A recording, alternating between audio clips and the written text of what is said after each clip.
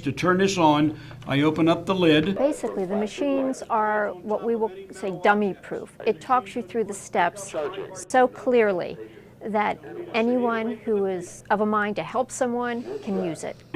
The machine is an automated external defibrillator, or AED. Chances are you've seen one mounted on a wall somewhere with a sign posted above it. Yeah. This time last year, that's about all Vincent DiFilippo knew about them. Well, I don't know a lot about the technical pieces of the AED, but apparently they shock the heart to try to establish a rhythm. And in my case, it worked. DiFilippo was a supervisor in Silver Spring Township, Cumberland County. And during a meeting in late January, DiFilippo died. I had what's called a cardiac arrest. I was in the middle of actually making a motion on an issue that we had, and the next thing I know, I feel a very rapid heartbeat, and then I must have blacked out. This is the audio recording of what happened next.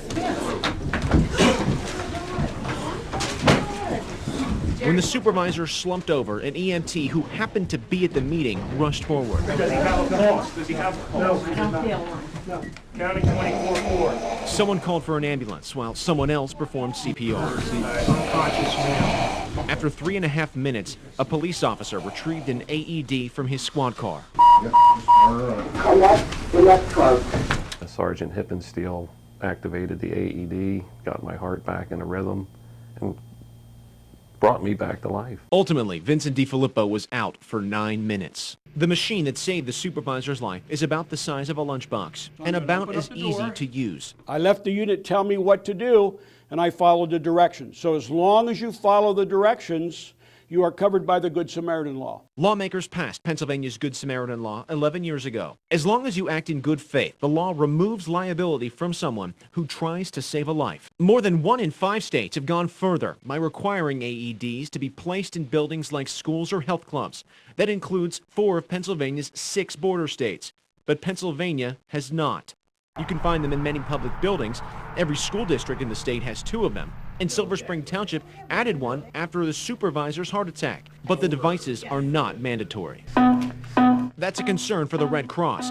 Because they're not required, the fear is people aren't aware. I believe people know what they are. I don't know that they always know where they are. So, CBS 21 News went to the most public building in the state. There's at least one AED on every floor of the main Capitol building. But don't try finding them on the Capitol's in case of emergency maps. They're not listed. Do you work in the Capitol? I work down here, but I Okay.